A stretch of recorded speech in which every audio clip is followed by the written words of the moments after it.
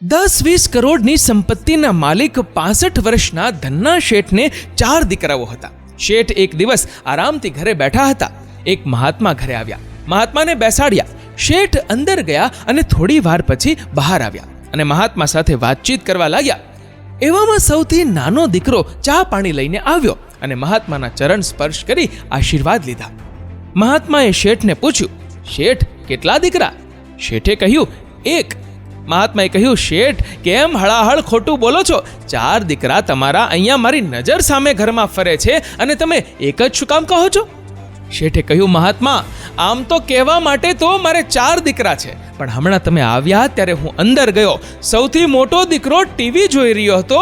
મેં એને કહ્યું કે તમારા માટે ચા પાણીની વ્યવસ્થા કરે, પરંતુ એણે કહ્યું, મારી પાસે એવો ફાલતુ ટાઈમ નથી.